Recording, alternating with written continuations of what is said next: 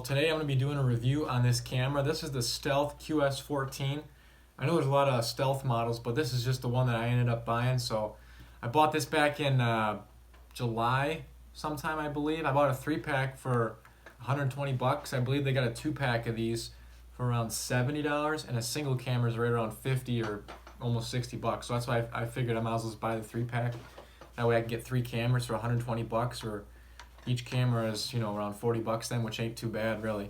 And I looked at the reviews before I bought them, and there was definitely some reviews bad, some good reviews, and I figured they'd be good enough for what I liked. And I kind of, we've had stealth cams in the past, and we've had good luck. The one we have is still working, but it's very touchy. I mean, it's getting pretty old. It's like a 5-year-old camera, so that one's on its last leg. Anyways, hoping these will last another 3, 4, 5 years. So unfortunately, they don't have an external power source, so you can't run them like right now when it's like super cold. Once it gets down to like teens and single digits, then the batteries, normal batteries are going to die. Even the Energizer lithium batteries we've had have died in the past in negative temperature. So that's why, these cameras not having an external power source, you can't run them in the dead of winter. But it's usually not good to run cameras when it's super cold anyway. So they've done pretty good for me this year. I've got tons of good pictures and stuff. But one thing that these cameras, it's like the worst feature, and the worst thing about them is if you run them on video mode, they don't have a time or date stamp, which is completely stupid. I'll put up some footage if I can find some right now. But I did, when I first got them, I had them on pictures, and I was like, I'm going to try them on video, see what it looks like. And I was very surprised to see that it had no time, no date, nothing. It was just a plain old video. You can't even tell what day it was, what time it was, which was kind of useless. So, but other than that, the pictures, the quality of the pictures are decent. It's not like a crystal clean picture like some of the other cameras, like Brownings and stuff. But that's what you get for a $40 to $50 camera. You're not gonna. Some of the other cameras definitely do take better pictures, but if you put these on mock scrapes, the deer or especially bucks will come into the scrape. They're not gonna just continue to walk by. They're gonna come in, hit the scrape, stand there for a little bit. So you can usually get a few, nice clean, crystal clean pictures. But if you just have it like on a trail or something with no mock scrape, they're gonna just continue to walk by, and then you usually end up with a few blurrier pictures. That is true for pretty much every camera, except some of the really nice ones. But anyways, and they do emit, they do have red LEDs. It's not super bright like some of the cameras, but it's not like a no-glow camera. So these do put out some light at night, so I'm sure it spooks some of the deer a little bit. And one other thing that I really like about these cameras is these Python cable locks. I started using on all of our cameras at our property because unfortunately we had 2 of our cameras stolen last spring. I don't know if I mentioned that in the past, but it really pissed me off. That was the Browning Dark Ops and the Exodus. Those are gone.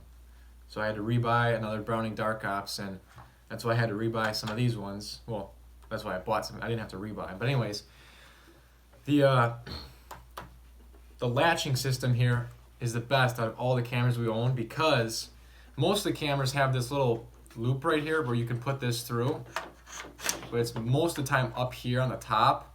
I don't know if you can see that, but these have the Python cable lock system built right into the latching area. That way, if somebody does come by, they can't even steal the SD card, to take the pictures. But if you got the camera locked up to the tree, at least they won't be able to take the camera. But a lot of the cameras don't have this built right in because I don't know why. This makes the most sense to build it right in, because then they can't steal the SD card. If they don't steal the camera, that's fine. But like, they're gonna steal the SD card if they see it, just so they don't get caught. So like this has it built right in where you can't even open up the latch to to get into the SD card, which is great. Or even the Brownings and a lot of the other models don't even have that. I think they should all switch over to this. But anyways, that's one thing I really like about these cameras, is I can put them in areas where I expect people to walk through and not worry about them taking the SD card. So, you could still cut that with the bolt cutters like nothing, but not many people are walking around with the bolt cutters in the woods. But I guess they could come back with one if they really wanted to. But anyways. So as you can tell, the SD card goes right here in the bottom. This is the battery compartment here. And the buttons are pretty simple, up, down. This enter button is the on and off button. Sometimes it's a little tricky to turn on for some reason, but there, it turned on pretty fast here. And as you can tell, we got half battery life. These are the original batteries since July, but to start going through the options here,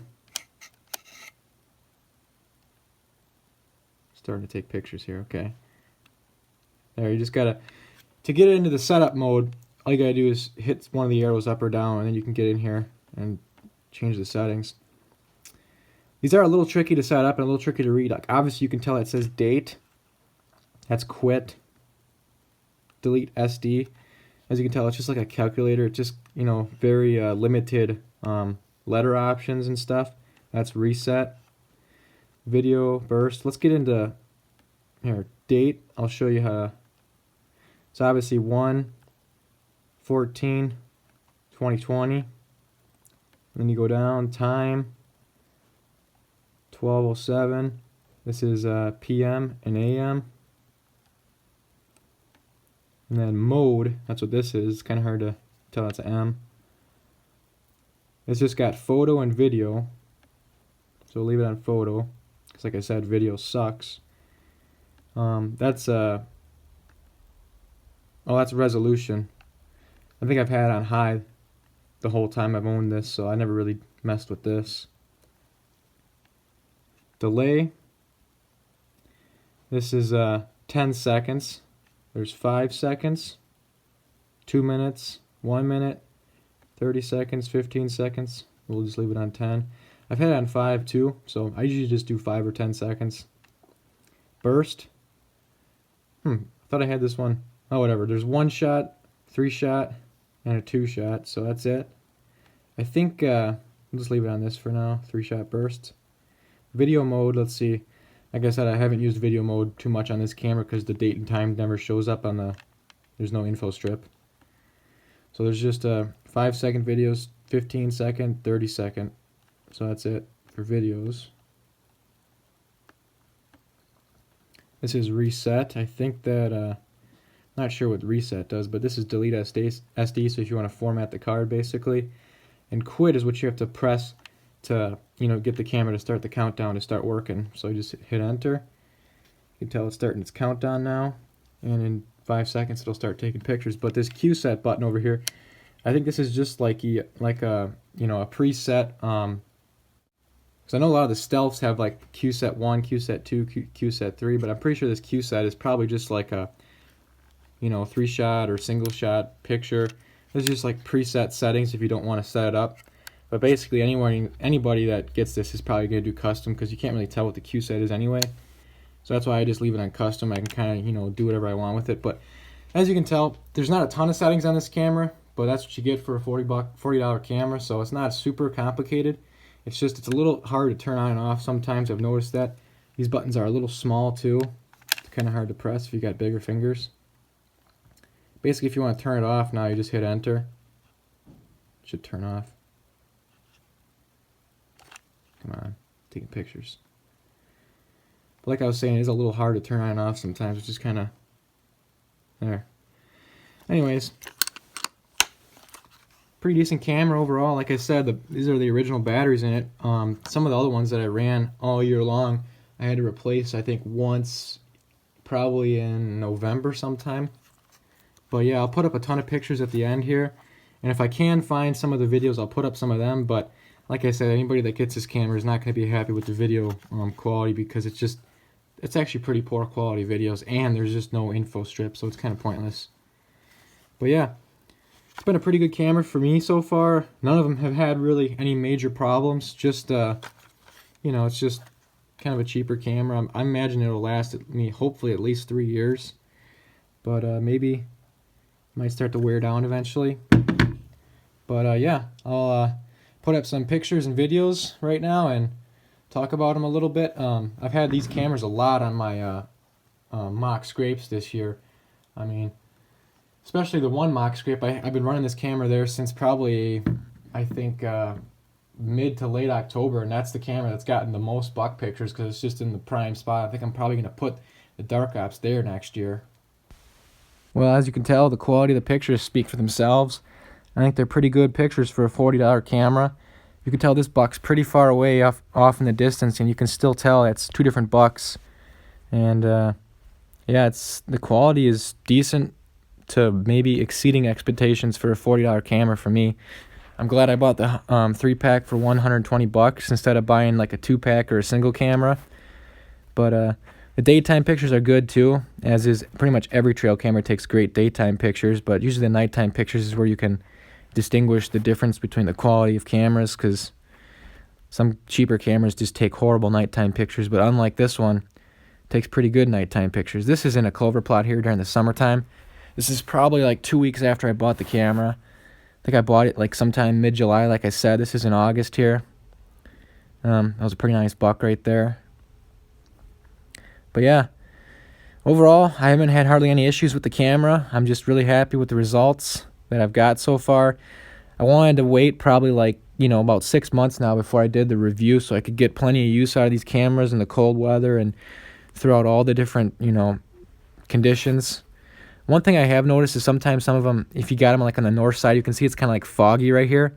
That's because the condensation buildup in the camera gets some of these like cloudy looking pictures some of the times, but that only happened to one of the cameras. The other ones didn't have that problem, so maybe it was just like a leak or something, a little bit of, moisture got in there. Anyways, this is like 12 feet up in a tree here, so that's why you can tell it's really high up in the tree. I did that so the deer wouldn't see the LEDs at nighttime. This buck's the biggest buck we got a picture of all year long. The good thing is that Big 10 made it through, so he'll be around till next year. And this is the best spot. We're basically the spot on our property where I got the most pictures of bucks this year. This mock scrape probably got hit hundreds of times, if not 1,000 times during this season. I set this up in probably August or maybe July, and I sprayed the little circle of, of grass underneath it so they'd start, using as like a scrape, and they're still using it until now. I'm sure I got this camera out here still right now as of today, which is the 14th of January. I'm sure there's going to be bucks using the mock scrape right now. This is some of the coolest footage I got right here during the prime rut, early in the morning of that big 8-pointer. And yeah, plenty of different bucks, as you can tell, all cruising through here. I had this trail camera set up in the perfect spot. There's that big 8 again. Just look at all the tracks there. Right behind this is one of our brassica and corn food plots. And heading out, straight out from the camera is kind of one of our fields, and then the roads, beyond that. But this is just a great cruising nighttime location for a trail camera. This is the old cow lane right here. This is a great scraping alley. The bucks scrape all along the brush here. There's all kinds of scrapes every year. But yeah, this is some great footage from this cheap camera. This camera exceeded my expectations, and yeah, I'd really recommend it to anyone out there.